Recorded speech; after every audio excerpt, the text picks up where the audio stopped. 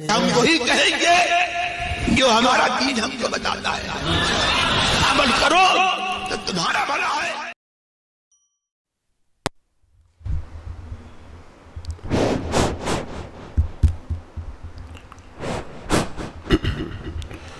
الحمد لله رب العالمين والصلاة والسلام على سيد الأنبياء والمرسلين، أما بعد، أعوذ بالله من الشيطان الرجيم، بسم الله الرحمن الرحيم، إن الله وملائكته يصلون على النبي يا أيها الذين آمنوا صلوا عليه وسلموا تسليما، اللهم صل على سيدنا وشفينا وحبيبنا ومولانا محمد وبارك وسلم صلاة وسلام عليك يا رسول الله صلى الله تعالى عليك وسلم. ورد الله الذين كفروا بغيظهم لم ينالوا خيرا وكفى الله المؤمنين القتال وكان الله قويا عزيزا. اور اللہ نے کافروں کو ان کے دلوں کی جلن کے ساتھ پلٹایا کہ کچھ بھلا نہ پایا، اور اللہ نے مسلمانوں کو لڑائی کی کفایت فرما دی، اور اللہ زبردست عزت والا ہے۔ پچھلی آیات میں غزوہ خندق کا ذکر ہوا تھا، اور اس غزوہ میں منافقین کی بزدلی بھی آپ حضرات نے سماعت کی، اور اہل ایمان کی ایمانی طاقت کا بھی آپ حضرات نے مشاہدہ کیا۔ اب اللہ تبارک و تعالیٰ یہاں پہ فرماتا اللہ نے کافروں کو ان کے دلوں کی جلن کے ساتھ پلٹا دیا، یعنی قریش اور غطفان وغیرہ کے جو لشکر مسلمانوں پر مدینہ منورہ پر حملہ کرنے کے لیے آئے تھے ان کو اللہ نے پلٹا دیا، یعنی اپنے مقصد میں وہ لوگ کامیاب نہیں ہوئے، دل کی جلن کے ساتھ وہ واپس چلے گئے اور کچھ بھلا بھی نہیں پایا۔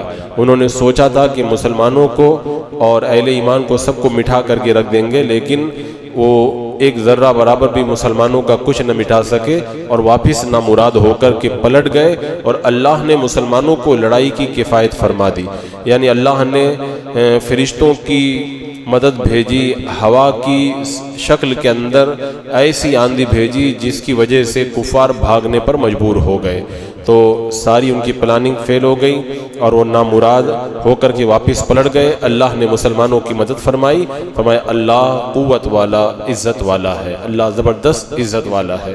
ہر دور میں کافر اور منافقین اہل ایمان کو نقصان پہنچانا چاہتے ہیں، لیکن اللہ نہ چاہے تو کوئی ذرہ برابر بھی نقصان نہیں پہنچا سکتا۔ سارا کفر مل کر کے مدینہ پہ حملہ آور ہوا تھا، لیکن کچھ بھی نہیں بگاڑ پایا۔ اللہ جس کی مدد کرے اس کا کوئی کچھ نہیں بگاڑ سکتا۔ یہ جب غزوہ ختم ہو گیا، غزوہ خندق، اس کے بعد میں کیا ہوا؟ اللہ تبارک و تعالیٰ نے ارشاد فرمایا وَأَنزَلَ الَّذِينَ ظَاهَرُوهُم مِّنْ أَهْلِ الْكِتَابِ مِنْ صَيَاصِيهِمْ وَقَذَفَ فِي قُلُوبِهِمُ الرُّعْبَ فَرِيقًا تَقْتُلُونَ وَتَأْسِرُونَ فَرِيقًا، اور جن اہل کتاب نے ان کی مدد کی تھی انہیں ان کے قلعوں سے اتارا اور ان کے دلوں میں رعب ڈالا، اور ان میں ایک گروہ کو تم قتل کرتے ہو، ایک گروہ کو قید۔ یہاں پر یہودیوں کی موت کا ذکر کیا جا رہا ہے کہ یہودیوں کو کیسے کیسے قتل کیا گیا۔ یہ بنی قریظہ نے اللہ کے رسول علیہ السلام کے مقابل قریش اور غطفان کی مدد کی تھی، تو اللہ نے فرمایا جن اہل کتاب نے ان کی مدد کی تھی، تو انہوں نے بنی قریظہ نے مدد کی تھی، اللہ نے ان کا کیا حشر کیا؟ فرمایا انہیں ان کے قلعوں سے اتارا، انہیں ان کے قلعوں سے اتارا۔ اب کیسے اتارا؟ اس کے لیے جو غزوہ بنی قریظہ ہے اس کی تھوڑی سی تفصیل میں آپ کے سامنے رکھوں تاکہ یہ پتہ چلے کہ اللہ تبارک و تعالیٰ نے انہیں کیسے قلعے سے اتارا اور ان کے دلوں میں کیسے رعب ڈالا اور کیسے ان کو قتل کیا گیا اور کیسے ان کو قیدی بنایا گیا۔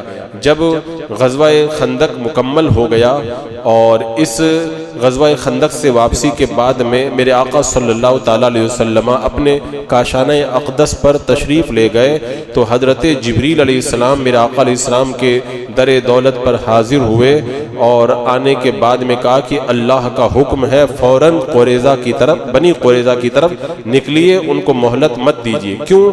اس لیے کہ جو ساری جماعتیں حملہ کرنے آئی تھی کفار کی، بنی قریظہ نے وعدہ خلافی کی اور ان کفار کا ساتھ دیا تھا، ان کو سزا دینا ضروری ہے۔ اور حضرت جبریل نے کہا کہ میرے ساتھ میں بہت سارے فرشتوں نے ابھی اپنے جسم سے ہتھیار بھی نہیں اتارے۔ حضرت جبریل ہتھیار پہنے ہوئے میرے آقا کی بارگاہ میں حاضر ہیں کہ ہم فرشتوں نے تو ابھی ہتھیار بھی نہیں اتارے، یا رسول اللہ آپ چلیے بنی قریظہ کے اوپر حملہ کیجئے۔ حضرت عائشہ رضی اللہ تعالیٰ عنہ بیان کرتی ہیں اللہ کے رسول علیہ السلام جب غزوہ سے پلٹے میرے گھر میں رونق افروز تھے، سر اور تن مبارک میں جو گرد و غبار تھا اس کو جھاڑ رہے تھے، اور جس میں اقدس سے ہتھیار آپ نے اتار دیے، غسل فرما رہے تھے۔ ایک روایت میں کہ سر مبارک کو دھل رہے تھے، ایک طرف سے دھلا تھا اور آدھا بھی دھلنا باقی تھا۔ اور حضرت فاطمہ کی روایت میں یہ ہے کہ اللہ کے رسول علیہ السلام میرے گھر پہ تھے، کیونکہ سرکار علیہ السلام کا یہ طریقہ تھا جب غزوہ سے آتے تھے تو پہلے حضرت عائشہ رضی اللہ تعالی حضرت فاطمہ رضی اللہ تعالیٰ عنہ کے مکان پہ جایا کرتے تھے اور ان کو بوسہ دیتے تھے۔ تو کہتی ہیں کہ اچانک ایک شخص نے گھر کے باہر سے سلام عرض کیا، اللہ کے رسول علیہ السلام کھڑے ہوئے باہر تشریف لے گئے۔ فرماتی ہیں میں دروازے کے پیچھے کھڑی ہو گئی، میں نے دیکھا کہ وہ حضرت دہیہ کلبی ہیں جن کے چہرے اور سامنے کے دانتوں پر گرد و غبار لگا ہوا ہے اور سفید اونٹ پر سوار ہے۔ اللہ کے رسول علیہ السلام نے اپنی چادر مبارک سے ان کے سر سے گرد کو جھاڑا، پھر سرکار علیہ السلام نے ان سے باتیں کی۔ جب گھر میں تشریف لائے تو میرے آقا نے فرمایا جبریل امین آئے تھے۔ حضرت دہیہ کلبی کی شکل کے اندر حضرت جبریل تھے، میرے آقا علیہ السلام ان کے بدن سے مٹی جھاڑ رہے ہیں، کتنا وہ پر نور منظر رہا ہوگا۔ تو فرماتی ہیں حضرت فاطمہ کہ جب اللہ کے رسول علیہ السلام گھر میں تشریف لائے تو بتایا کہ جبریل تھے، انہوں نے اللہ کا حکم پہنچایا کہ فوراً بنی قریظہ کے اوپر حملہ کرو۔ اب حدیث پاک میں آتا جب اللہ کے رسول علیہ السلام نے اس پیغام کو سنا تو اب آپ نے تیاری کر لی۔ حضرت جبریل نے کہا کہ خدا کی قسم میں جاتا ہوں ان کے قلعوں میں تہلکہ ڈال دیتا ہوں، ان کو پامال کر دیتا ہوں اور ان میں زلزلہ ڈالتا ہوں، میں جس طرح مرغی کے انڈے کو پتھر پر مارتے ہیں۔ حضرت جبریل نے کہا یا رسول آپ آئیے، میں آگے جا کر کے ان کے اندر پہلے خوف پیدا کرتا ہوں۔ اسی کا ذکر اللہ تبارک و تعالیٰ نے یہاں پہ فرمایا کہ ان کے دلوں میں اللہ نے رعب پیدا کر دیا۔ اب حضرت انس کہتے ہیں کہ میں کوچہ بنی غنم میں جبریل علیہ السلام کی سواری کی گرد و غبار کو اڑتا ہوا دیکھ رہا ہوں میں، اور پھر اللہ کے رسول نے حضرت بلال کو حکم دیا مدینہ منورہ میں اعلان کر دیں کہ اے اللہ کے شہ سواروں سوار ہو جاؤ اور سب کے سب چلو بنی قریظہ میں نماز عصر ادا کرنا، بنی قریظہ میں پہنچنے سے پہلے عصر کی نماز مت پڑھنا۔ حضرت علی کو مقدمۃ الجیش پر مقرر کیا، ان کے ہاتھ میں جھنڈا دیا۔ حضرت ابن ام کلثوم کو مدینہ کے اندر اپنا خلیفہ بنایا۔ 3000 کا لشکر تھا یہ، اور اس میں 36 گھوڑے تھے۔ راستے میں بنی نجار ملے تو وہ سوار ہو کر انتظار کر رہے تھے۔ اب تعجب کی بات ہے اللہ کے رسول مدینے سے نکلے، ان کو کس نے بتایا کہ سرکار آ رہے ہیں؟ اب فرمایا کہ تم ہتھیار پہن کر کے انتظار کر رہے ہو، بات کیا ہے؟ انہوں نے کہا کہ دہیہ کلبی آئے تھے، وہ بول کے گئے کہ تیار ہو جاؤ۔ تو اللہ کے رسول نے فرمایا وہ جبریل علیہ السلام تھے جو تم کو روانہ کرنے کے لیے یہاں پر آئے تھے۔ بنی قریظہ کی بستی میں اللہ کے رسول علیہ السلام شام کے وقت میں سونے کے وقت کے درمیان میں پہنچے، اور ایک روایت میں یہ کہ 25 دن تک ان کا محاصرہ گھیر کر کے ان کو رکھا، ایک روایت میں 15 دن تک ان کا محاصرہ کر کے رکھا۔ حضرت سعد بن ابی وقاص دن سے لے کر رات تک تیر برساتے تھے، اور ان دنوں کے اندر کھانا کیا تھا مسلمانوں کا؟ کھجوریں اور پانی، اور یہی سب تھا۔ کافی دن ہو گئے گھیراؤ کرتے رہے، یہاں تک کہ اللہ تبارک و تعالیٰ نے ان کے دلوں کے اندر رعب پیدا کر دیا بنی قریظہ کے دل میں۔ تو انہی کا ذکر یہاں پر اس آیت کریمہ میں فرمایا گیا۔ وہ کہنے لگے کہ یا رسول اللہ ہمیں بنی نذیر کے طرح یہاں سے نکال دیں، ہم اپنے بال بچوں کو لے کے سامان کو لے کے چلے جاتے ہیں۔ سرکار نے فرمایا نہیں، یعنی اب تو مقابلے میں آ گئے تھے، اب کہا کہ تم کو ایسے نہیں نکلنے دیا جائے گا۔ وہ کہنے لگے ہم مال و اسباب اور ہتھیار چھوڑ کے جاتے ہیں، اب ہم کو اجازت دے دیں، اپنے بیوی بچوں کو لے جاتے ہیں۔ فرمایا نہیں۔ سرکار صلی اللہ علیہ وسلم نے فرمایا مگر یہ کہ تم سب نکل کر کے میرے سامنے آؤ، پھر میں فیصلہ کروں گا کہ کیا ہونا ہے۔ یہودی قوم ہمیشہ سے یہ شریر قوم رہی ہے۔ اب اس غزوے میں اللہ کے رسول علیہ السلام نے یہودیوں کو جیسے قتل کیا تھا، آج کے یہودی واویلا مچاتے ہیں کہ ہم کو اس طرح مارا گیا، واقعی یہ قوم مارے جانے کے لائق ہے۔ جس طریقے سے جب جنگ دوسرا ورلڈ ورلڈ لیول پر جو جنگ ہوئی تھی دوسرے موقع پر، تو اس وقت ہٹلر نے جو لاکھوں کی تعداد میں یہودیوں کو مارا تھا، کسی نے کہا تھا اتنا ظلم کیوں کر رہے، تو اس نے یہی کہا تھا میں نے کچھ کو چھوڑ دیا، بعد میں لوگ ان کو دیکھیں گے تو وہ خود کہیں گے کہ میں نے صحیح کام کیا تھا، اچھا کام کیا تھا۔ اللہ کے رسول صلی اللہ تعالیٰ علیہ وسلم فرمائے نکل کر کے میرے پاس آؤ۔ اس کے بعد میں کعب بن سعد جو یہودیوں کا سردار تھا، اور حی بن اخطب ملعون جو کعب کی امان میں سے اس سے عہد باندھ کر کے قلعہ میں گھس گیا تھا، وہ موجود تھے۔ دونوں نے اپنی قوم کو سمجھایا کہ دیکھو تم کو پتہ چل گیا ہے کہ یہ محمد صلی اللہ علیہ وسلم اللہ کے رسول ہیں، اور تم جانتے ہو یہ آخری نبی ہیں۔ ان کی تکذیب، ان کا انکار اور حسد کر کے ہم لوگ ایمان نہیں لائے تھے، اگر ہم انکار کریں گے تو پھر سلامت نہیں رہیں گے، تو ان پر ایمان لے آؤ۔ انہوں نے کہا کہ نہیں ہم تو ایمان تو نہیں لائیں گے۔ دیکھیں جہالت، دیکھیں بات کر رہے ہیں کہ پکا ہے کہ اللہ کے نبی ہیں، ان کے علاوہ کوئی اللہ کا نبی اب آنے والا نہیں ہے، لیکن دشمنی دیکھیں، بولے ایمان تو ہم نہیں لائیں گے۔ اللہ تعالیٰ فرماتا ہے یعرفونہ کما یعرفون ابناہم، وہ اللہ کے رسول کو ایسے جانتے تھے جیسے اپنے بیٹوں کو پہچانتے تھے۔ مگر اب انہوں نے کہا کہ کیا کیا جائے، تو آخر میں فیصلہ یہ ہوا، تو توریت ان کو یہی حکم دیتی تھی، اس کے باوجود انہوں نے ایمان لانا جب قبول نہیں کیا تو کعب نے اپنی قوم سے کہا 3 صورتیں ہیں، 3 میں سے ایک کام کرو۔ ایک تو یہ ہے کہ سب ایمان لے آؤ جیسا میں نے کہا، دوسرے یہ کہ اگر تم انکار کرتے ہو تو آؤ ہم اپنے بچوں کو، بیویوں کو اپنے ہاتھوں سے قتل کرتے اور نکل کر کے ان کا مقابلہ کرتے، پھر دیکھیں گے اللہ کیا فیصلہ کرتا ہے۔ تو یہودی کہنے لگے یہ تو بڑی عجیب بات ہے، ہم بے گناہ بال بچوں کو، بیوی کو مار دیں، یہ تو اچھی بات نہیں ہے، اور بیوی بچوں کو مارنے کے بعد اگر ہم جیت بھی گئے تو بغیر بیوی بچوں کے زندگی میں کوئی مزہ بھی نہیں ہے۔ تو اس نے کہا کہ پھر ایک کام کریں، اگر تم یہ بھی نہیں کر سکتے تو آج رات سنیچر کی رات ہے، سب نکل کر کے محمد اور ان کے ساتھیوں سے جنگ کرو، حملہ کر دو اور ہم آج جیت جائیں گے۔ تو انہوں نے کہا کہ سنیچر کی رات میں تو جنگ کرنا جائز نہیں ہے، ہم ایسا نہیں کریں گے۔ اور یہاں پر ایک بڑا عجیب و غریب واقعہ پیش آیا حضرت ابو لبابہ رضی اللہ تعالیٰ عنہ کا۔ اللہ کے رسول علیہ السلام کہ ان صحابی کا واقعہ اس طور پر پیش آیا کہ ابو لبابہ رفاعہ بن عبد المنذر، یہ حضور نے ان کو بلایا کہ جاؤ ان سے جا کر کے بات کرو۔ حضرت ابو لبابہ گئے، قلعے میں داخل ہوئے، انہوں نے استقبال کیا، یہودوں کی عورتیں بچے رونے پیٹنے لگے۔ ان کا طریقہ یہی، یہودیوں کا ہمیشہ سے یہ طریقہ رہا ہے، اپنے اوپر آتی ہے تو روتے پیٹتے ہیں، اور جب یہ بالکل آزاد چھوڑ دیے جاتے ہیں تو پھر مظلوموں پر ظلم کرتے ہیں، ان کا یہی طریقہ ہے۔ اب یہ رونے پیٹنے لگے تو ابو لبابہ کو رحم آ گیا۔ یہودیوں نے پوچھا کہ تمہاری کیا رائے ہے، ہم قلعہ سے اتر کے نیچے آ جائیں؟ تو ابو لبابہ نے زبان سے تو کچھ نہیں کہا، ایسے ہاتھ سے یوں گلے میں پھیر کے اگر آؤ گے تو پھر تو تم کو ذبح کر دیا جائے گا۔ لیکن جب یہ پلٹ کر کے گئے تو ان کو بڑا احساس ہوا، میں نے جو اشارہ کر کے کہا یہ سرکار صلی اللہ علیہ وسلم کے ساتھ میں نے خیانت کی ہے، اب میں توبہ کروں گا اللہ کی بارگاہ میں۔ سیدھے گئے اور اپنے آپ کو مسجد نبوی کے ستون سے لے جا کے باندھ دیا۔ آج بھی اس مسجد نبوی کے ستون پہ لکھا ہوا ہے ستون ابو لبابہ، یہ ستون ہے جس پہ آپ نے اپنے آپ کو باندھ دیا تھا۔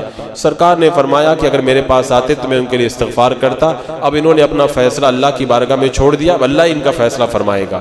اب اس کے بعد میں وہ بندے رہتے تھے، ان کی بیٹی آتی تھی نماز کے وقت کھول دیتی تھی اور ان کے کھجور اور پانی دے دیتی تھی۔ اسی طرح 15 دن تک وہ بندے رہے، یہاں تک کہ سننے کی طاقت بھی ان کی ختم ہو گئی، آنکھوں کی روشنی بھی ختم ہونے کے قریب ہو گئی۔ 15 دن کے بعد میں اللہ کے رسول کی بارگاہ میں وحی نازل ہوئی۔ حضرت ام سلمہ کے گھر پہ میرے آقا تشریف فرماتے، سرکار مسکرائے تو ام سلمہ نے کہا یا رسول اللہ آپ کیوں مسکرائے؟ فرمایا اللہ نے ابو لبابہ کی توبہ قبول فرما لی ہے۔ تو ام سلمہ نے کہا یا رسول اللہ آپ اجازت دے تو میں ابو لبابہ کو بشارت دے دوں، کیونکہ حجرے مسجد نبی کے پاس میں تھے اور ستون کے قریب میں حضرت ابو لبابہ بندے ہوئے تھے۔ اس وقت پردے والی آیت کریمہ بھی نہیں اتری تھی۔ حضرت ام سلمہ نے پردہ ہٹایا، کہا اے ابو لبابہ تم کو مبارک ہو، اللہ نے تمہاری توبہ قبول فرما لی ہے۔ اس کے بعد میں مسجد میں موجود لوگ دوڑے ان کو کھولنے کے لیے، کہا نہیں سرکار ہی آ کر کے مجھے کھولیں گے، مجھے کوئی دوسرا آ کر کے نہ کھولے۔ پھر اللہ کے رسول علیہ السلام فجر میں تشریف لائے، آپ نے ان کو کھولا۔ بہرحال یہ بنی قریظہ کو جب معاشرہ کر کے رکھا وہ تنگ آ گئے، تو اخیر میں وہ متی ہو گئے کہ ہم قلعے سے نیچے اتر کر کے آتے، آپ جو فیصلہ فرمائیں گے ہم کو منظور ہے۔ اسی کو اللہ تعالیٰ نے بیان فرمایا وَأَنزَلَ الَّذِينَ زَاءَرُوهُم مِّنْ أَهْلِ الْكِتَابِ مِنْ صَيَاصِيهِمْ، اور جن اہل کتاب نے ان کی مدد کی انہیں ان کے قلعوں سے اتارا۔ یہاں پہ اس کا ذکر کیا گیا، اللہ نے ان کے دلوں میں روب پیدا کر۔ اس کے بعد میں پھر کیا ہوا، حضرت سعد بن معاذ کے بارے میں وہ لوگ راضی ہو گئے کہ وہ جو فیصلہ کریں گے ہم اس کے اوپر راضی ہیں۔ تو اب اس قلعہ سے 1500 تلواریں، 300 زریں، 2000 نیزے، 1500 ڈھالیں برآمد ہوئی، بہت سارا مال نکلا، بھینس، بکری، جانور تو بے شمار تھے۔ اور اب قبیلہ اوس نے سرکار کی بارگاہ میں ان کی سفارش کی تھی کہ یا رسول اللہ ان کو معاف فرما دیں، لیکن حضرت سعد بن معاذ کے اوپر فیصلہ چھوڑ دیا گیا۔ حضرت سعد بن معاذ خندق میں زخمی ہو گئے تھے، ان کو لے کر کے آئے کہ چلیے اللہ کے رسول نے بلایا فیصلہ کرنے کے لیے۔ جب حضرت سعد بن معاذ آئے تو قبیلہ اوس کے لوگ منت و سماجت کرنے لگے کہ آپ معاف کر دیں، آپ نے کوئی جواب نہیں دیا۔ جب منت و سماجت حد سے بڑھ گئی تو حضرت سعد نے کہا یہ وقت ایسا نہیں ہے کہ اللہ کی خود راہ کے اندر مجرموں کی سفارش کی جائے۔ اب نا امید ہو گئے، سمجھ گئے کہ آج تو یہودی قتل کیے جائیں گے۔ جب حضرت سعد مجلس مبارک کے قریب پہنچے، مسجد کے قریب آئے، سرکار نے فرمایا سردار کی تعظیم کے لیے کھڑے ہو جاؤ۔ اب حضرت سعد کے لیے سب لوگ کھڑے ہو گئے۔ اب اس کے بعد میں حضرت سعد جب سرکار کی مجلس مبارک میں بیٹھ گئے تو ان کے زخموں سے جو خون بہہ رہا تھا وہ رک گیا۔ قبیلہ اوس کے لوگ پھر بھی وہی نرمی کی باتیں کرنے لگے، لیکن حضرت سعد نے فیصلہ کیا سنایا، اللہ اکبر۔ حضرت سعد نے کہا اللہ تعالیٰ کا وعدہ تم سے ہے کہ جو کچھ میں حکم کروں گا سب راضی ہو جاؤ گے؟ سب نے کہا ہم راضی ہے۔ تو کہا کہ جو کوئی بھی یہاں موجود ہے میرے حکم پر راضی ہے؟ حضرت سعد نے حکم دیا کہ بنی قریظہ کے مردوں کو قتل کر دیا جائے، ان کی عورتوں اور بچوں کو غلام بنا لیا جائے، ان کے ساز و سامان اور مال کو مسلمانوں میں تقسیم کر دیا جائے۔ حضرت سعد نے یہ فیصلہ کیا تو اللہ کے رسول علیہ السلام نے فرمایا اے سعد، ان کے بارے میں تم نے وہی حکم دیا ہے جو اللہ تعالیٰ نے ساتوں آسمانوں کے اوپر حکم نازل فرمایا ہے۔ اب حضرت سعد نے جب حکم دے دیا تو پھر سرکار نے فرمایا کہ بنی قریظہ کے ہاتھوں کو گردن سے باندھ کر کے مدینہ منورہ لے چلو اور ان کو قید کر دو۔ اب قید کی حالت میں ان کے آگے کھجورے ڈال دیتے تھے اور ان کے ہاتھ بندھے تھے، جانوروں کی طرح وہ منہ سے کھاتے تھے۔ جب اللہ کے رسول علیہ السلام مدینہ منورہ میں پہنچے تو حکم دیا کہ زمین میں خوب گہرا ایک گڑھا کھودا جائے، خندق کھودی جائے، اور اس کے بعد حضرت علی اور حضرت زبیر نے اللہ کے رسول علیہ السلام کے حکم سے تلواریں کھینچ لی۔ اب یہودیوں کا قتل شروع ہو گیا، ان کی گردن اڑانے لگے اور خون کو خندق کے اندر بہانے لگے۔ جب حی بن اخطب کو باندھ کر کے سرکار کے سامنے لایا گیا، میرے آقا نے فرمایا دشمن خدا، آخر کار اللہ نے تجھے میرے ہاتھ میں قید کرا دیا اور ذلت و خواری تیرے اوپر مسلط فرما دی، لیکن پھر بھی بدتمیزی سے وہ باز نہیں آیا۔ کہنے لگا جس کو اللہ رسوا کرے اسے کوئی عزت نہیں دے سکتا۔ بہرحال جس وقت اللہ کے رسول علیہ السلام مدینہ منورہ میں آئے تھے تو حی بن اخطب اللہ کے رسول علیہ السلام کی خدمت میں آتا تھا اور شام کو گھر جا کر کے اپنے بھائی سے کہتا تھا ہیں تو یہی اللہ کے نبی لیکن ایمان ہم لوگ نہیں لائیں گے۔ آج اس کی موت کی باری آئی۔ جب حیدر کرار نے حی بن اخطب کے لیے ذوالفقار کھینچی تو حی نے گردن سامنے کر دی، یہاں تک کہ حضرت علی رضی اللہ تعالیٰ عنہ نے اس کو اسفل السافلین میں پہنچا دیا۔ اب کعب بن اسد باندھ کر کے لائے گئے تو سرکار نے فرمایا اے کعب ایمان لے آؤ، تو خوب جانتے ہو میں اللہ کا نبی ہوں۔ کعب نے کہا میں آپ کی تصدیق تو کرتا ہوں لیکن اطاعت نہیں کرتا، مجھے شرم آتی ہے، لوگ کہیں گے کہ موت کے ڈر سے ایمان لے آیا۔ بتاؤ جہنم میں جانا گوارا؟ تکبر اتنی خراب چیز ہے، آدمی جہنم میں جانا گوارا کر لے لیکن ایمان لانا گوارا نہیں کرتا۔ اس کا تکبر دیکھیں۔ اس دن اور رات پورا دن یہ قتل چلتا رہا، حضرت علی اور حضرت زبیر بنی قریظہ کو قتل کرتے رہے۔ جب رات ہو گئی تو بقیہ لوگوں کو مشعل کی روشنی کے اندر قتل کرنا شروع کیا۔ اور کتنے لوگوں کو قتل کیا گیا؟ ایک روایت میں ہے 400 لوگوں کو، ایک میں ہے 600 کو، ایک میں ہے 700 کو۔ بہرحال 400 کی روایت زیادہ صحیح ہے۔ اب ان کو قتل کرنے کا سلسلہ جاری رہا یہاں تک کہ جب مسلمان ان سب کو قتل کر چکے تو حضرت سعد جنہوں نے فیصلہ کیا تھا ان کے زخم کھل گئے اور خون بہنے لگا، یہاں تک کہ اتنا خون بہا کہ آپ شہید ہو گئے۔ میرے آقا صلی اللہ علیہ وسلم ان کے سرہانے تشریف فرماتے، ان کے سر کو اپنی گود میں رکھا اور کہا اے خدا سعد کو تو اپنی رحمتوں میں ڈھانپ لے، انہوں نے تیرے نبی کی تصدیق کی، اسلام کی جو حقوق ان پر آئی تھے انہوں نے ادا کر دیے، ان کی روح کو بہترین طریقے سے جس طرح تو اپنے محبوبوں کی روحوں کو قبض کرتا ہے قبض فرما۔ جب حضرت سعد نے اللہ کے رسول کی آواز سنی تو آنکھیں کھول دی اور کہا السلام علیکم یا رسول اللہ، میں گواہی دیتا ہوں آپ اللہ کے رسول ہیں، جیسا آپ نے حق تھا ویسے ہی تبلیغ فرما دی۔ پھر اپنے سر کو اللہ کے رسول کے زانہ مبارک سے اٹھایا اور عذر کرتے ہوئے رخصت کی اجازت مانگی۔ چند لمحے کے بعد میں حضرت سعد شہادت کا جام نوش کر گئے اور حضرت جبریل علیہ السلام امامہ باندھے ہوئے آئے۔ کہا کہ یا رسول اللہ آپ کے صحابہ میں سے کس کا انتقال ہوا ہے کہ ان کی روح کے استقبال کے لیے آسمانوں کے دروازے کھل گئے ہیں؟ پھر اللہ کے رسول علیہ السلام کے مکان پہ تشریف لے گئے، اللہ کے رسول علیہ السلام ان کے مکان پہ تشریف لے گئے، تجہیز و تکفین کی، 70,000 فرشتے ان کے جنازے میں موجود تھے۔ حضرت سعد چونکہ بڑے لمبے تھے اور بڑے تندرست تھے، لیکن ان کا جنازہ اتنا ہلکا تھا، لوگ حیران ہو گئے کہ اتنے تندرست آدمی اتنا ہلکا جنازہ۔ سرکار نے فرمایا ان کے جنازوں کو فرشتے اٹھائے ہوئے اس لیے یہ ہلکا ہے۔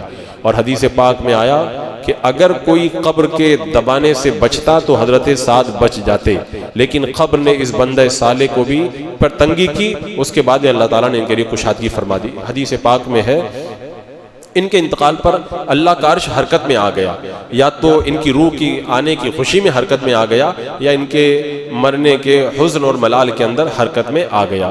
بہرحال جن لوگوں نے حضرت سعد کی قبر تیار کی تھی ان کا بیان ہے کہ قبر سے مشک کی خوشبو آ رہی تھی۔ یہ ان کی کرامت اور بزرگی تھی جو اللہ تبارک و تعالیٰ نے ان کو عطا فرمائی۔ تو اللہ تعالیٰ نے فرمایا کہ فریقاً تقتلون، کچھ تو ان میں سے ایک گروہ کو تم قتل کرتے ہو، وَتَأْسِرُونَ فَرِيقًا، اور ایک گروہ کو قید کرتے ہو، ان میں سے عورتوں اور بچوں کو قید کر لیا گیا۔ پھر کیا ہوا؟ وَأَوْرَثَكُمْ أَرْضَهُمْ وَدِيَارَهُمْ وَأَمْوَالَهُمْ وَأَرْضًا لَمْ تَطَئُوهَا وَكَانَ اللَّهُ عَلَى كُلِّ شَيْءٍ قَدِيرًا، اور ہم نے تمہارے ہاتھ لگائے ان کی زمین اور ان کے مکان اور ان کے مال، اور وہ زمین جس پر تم نے ابھی قدم نہیں رکھا ہے، اور اللہ ہر چیز پر قادر ہے۔ یعنی اللہ نے ان کا سامان، ان کے جانور اور ان کے ہتھیار سب مسلمانوں کو دے دیے، اور وہ زمین بھی اللہ نے دی جن پر ابھی تم نے قدم نہیں رکھا ہے۔ اس سے مراد یا تو خیبر ہے جو اس کے بعد میں فتح ہوا تھا، اور یا پھر اس سے مراد قیامت تک جتنی بھی فتوحات مسلمانوں کو حاصل ہوں گی وہ سب۔ وَكَانَ اللَّهُ عَلَى كُلِّ شَيْءٍ قَدِيرٌ، اللہ تعالیٰ سب کچھ کر سکتا ہے۔ بندے کو بظاہر لگتا ہے ہمارے پاس کچھ بھی نہیں ہے، دشمن کی تعداد زیادہ ہے، ہتھیار زیادہ ہے، لیکن اللہ نے فرمایا میں جو چاہتا ہوں وہ کر سکتا ہوں۔ اللہ جب مدد کرنا چاہے تو اتنے بڑے دشمن کو بھی نیست و نابود کر سکتا ہے۔ آج بھی یہودی مسلمانوں پر جس انداز کے اندر ظلم و ستم ڈھا رہے ہیں، صحیح معنوں میں اگر دیکھا جائے تو یہودیوں کی جیت نہیں ہے بلکہ ان کی ہار ہے، اس لیے کہ تمام بڑی بڑی طاقتوں کے ساتھ مل کر کے کمزور مسلمانوں کو بھی آج تک وہ دبا نہیں سکے ہیں۔ یہ اللہ نے مسلمانوں کو حوصلہ دیا ہے، اور انشاءاللہ وہ وقت بھی آئے گا جب یہودیوں کا قتل عام ہوگا، جیسا کہ میرے آقا علیہ السلام نے قیامت کی نشانیوں میں سے، قیامت آنے سے پہلے یہ نشانی بیان فرمائی ہے۔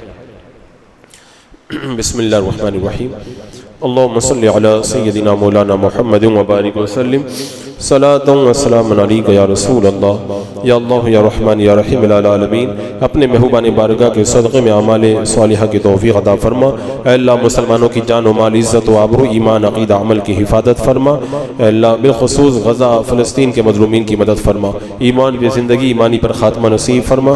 ربنا تقبل منا انک انت السمیع العلیم وتب علینا انک انت التواب الرحیم۔